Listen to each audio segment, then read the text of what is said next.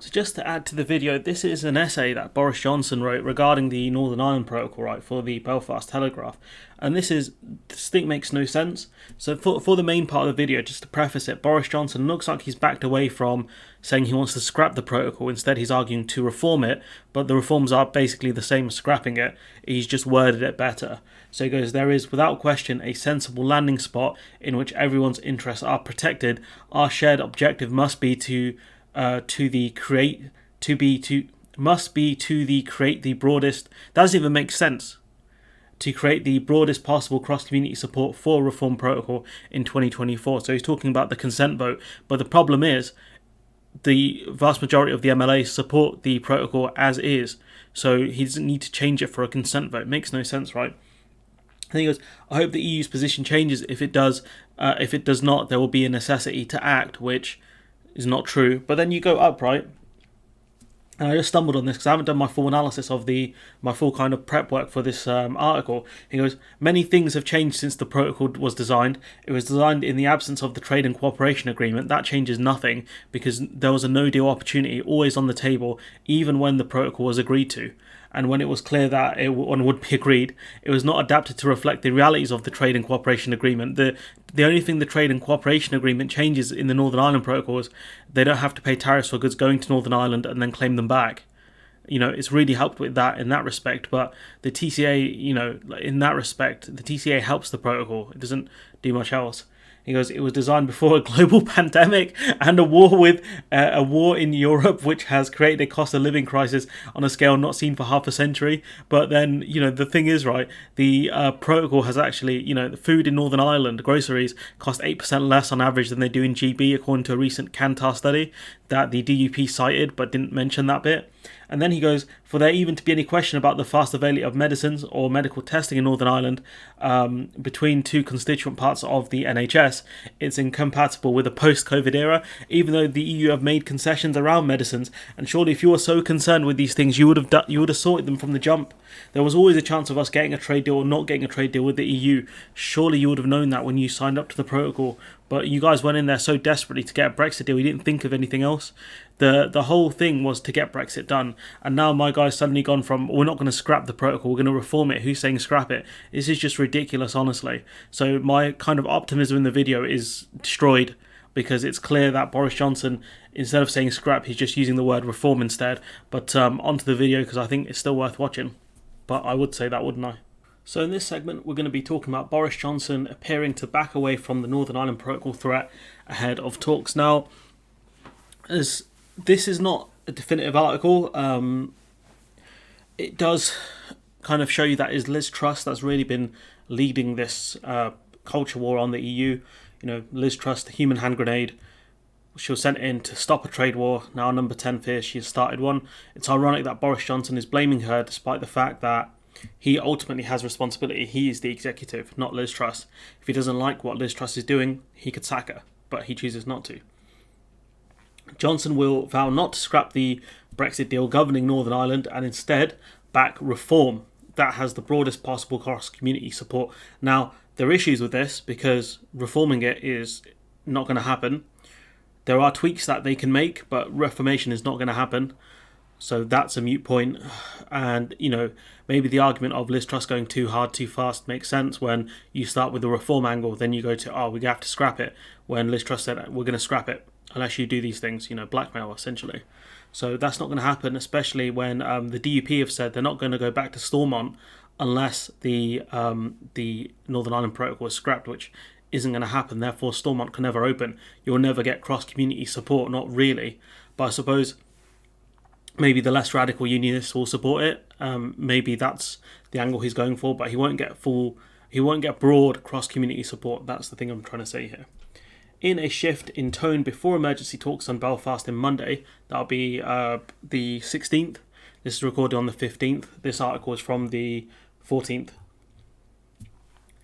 So in emergency talks, the Prime Minister will make it clear that he has no intention of scrapping the so-called Northern Ireland Protocol, which he claims is causing significant disruption between trade to Great Britain and Northern Ireland, but is helping Northern Ireland import and export stuff from the EU. So he's backing away from it, but he's talking about the significant damage, blah, blah, blah. Officials said that Johnson was intending to deliver a tough message to the leaders of Northern Ireland's parties. He will plead with them to get back to work. And it's ironic because realistically it's only one party blocking Stormont from reopening. That's the DUP. So you're not talking about the parties in general. You should be talking about one specifically that's causing the problem. After the Unionists blocked the election of a speaker at the Stormont Assembly on Friday, that means the Assembly is unable to function, because that's one of the things that enable the Stormont, the next session, to open effectively after the elections. The DUP leader Donaldson said his party's move was a protest at the impact the protocol was having on trade crossing the Irish border, which is ironic considering that food prices on average are 8% lower in Northern Ireland than they are in GB.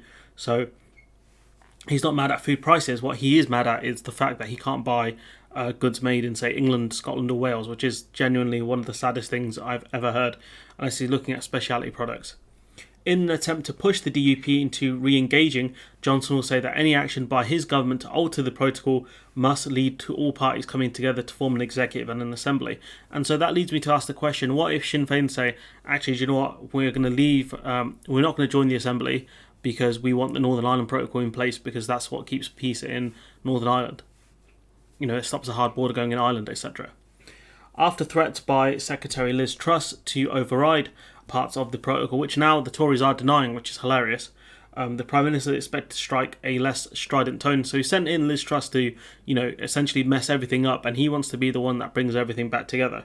Johnson will tell the Northern Ireland leaders next week that we will always keep the door open to genuine dialogue, except you're not making genuine dialogue, are you? But there will be a necessity to act if the EU does not allow significant changes to the protocol in operating in practice. I mean, it's not going to happen though. They're not going to make changes, not major ones anyways. Depending on how you define what is and isn't a major change, I guess. Whitehall insiders say that any legislation on the issue is some way off, with nothing yet presented to Cabinet. Now, it's ironic. It's very ironic because last week, or should I say this week that I'm in currently, video will go out on Monday the 16th, they were saying they were going to have draft legislation in Parliament by the week starting the 16th. They said they were ready to roll. But now they're saying that it hasn't even been seen by Parliament. I mean, by Cabinet even. So it's nowhere near going to draft legislation. What's going to happen is this could be weeks away from actually presenting it to the House of Commons, especially if Cabinet haven't even seen it. Cabinet have to sign off on it before it goes to the House of Commons. This is just comical from Liz Truss, saying, she's ready to go when she's nowhere near that. Johnson will make it clear that the government has never suggested scrapping the protocol, and there will always need to be a treaty in place between the UK and the EU that prevents a hard border on the island of Ireland. There is already a treaty in place that stops a hard border in the island of Ireland. That's the Good Friday Agreement. So what he's talking about, I don't know. I think the EU are a guarantor of the Good Friday Agreement, just as the US is a guarantor of the Good Friday Agreement. He also recognises the need to protect the integrity of the UK single market. However, he will call for reforms to deal with the trade issues that UK government figures say is imperiling the Good Friday Agreement. It's not though. The Northern Ireland Protocol supports the Good Friday Agreement. That's what it's there to do, to stop a hard border going in the island of Ireland. Come on, guys. Critics say that repeated threats to the protocol by UK figures have caused far more significant dangers to the historic agreement.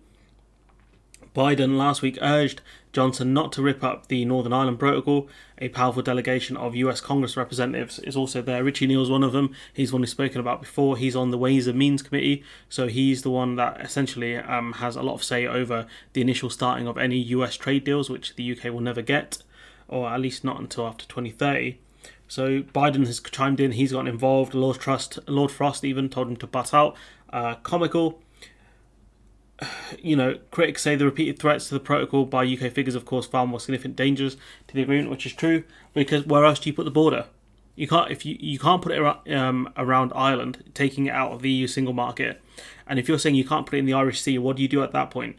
That's the question Brexiters can't answer. And the only answers they give are stupid ones, because they're like, oh, well, it'd be the EU putting up the border, therefore it'll be the EU breaking the Good Friday Agreement. No, that's not what's happened. Biden last week urged Johnson not to rip up the protocol.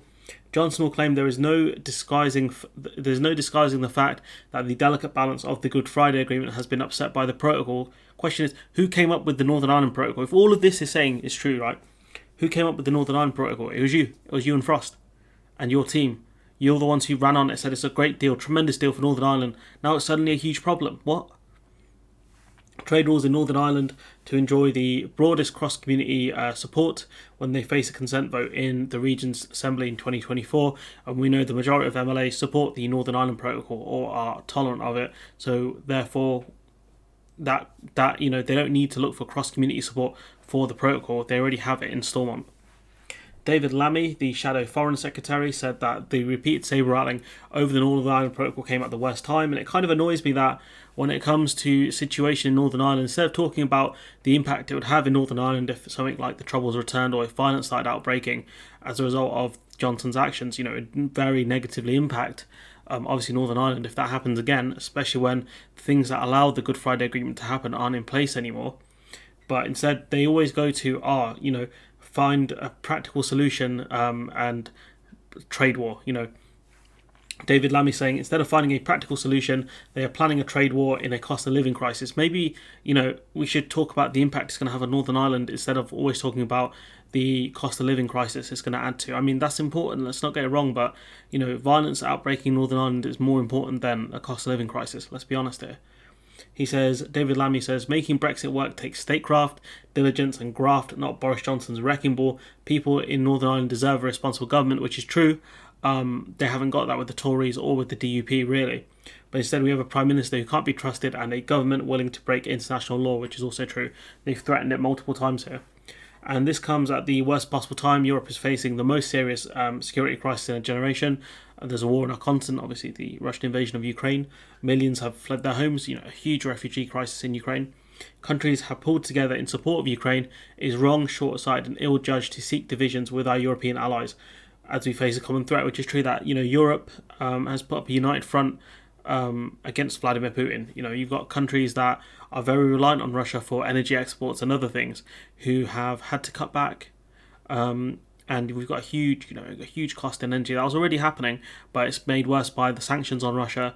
And yet, starting a trade war now, while so many have sacrificed, it just doesn't make sense. It doesn't make sense. There's a lot of other angles we're going to talk about when it comes to Brexit and the Northern Ireland Protocol. We've got stuff on Liz Truss, stuff on the Brexiteers are backing out of it by the looks of it. So much to talk about, but I'm going to wrap this one up here. Let me know what you think in the comments below. Like, comment, share, subscribe. Support the channel on Patreon if you can, and hopefully I'll see you in the next one.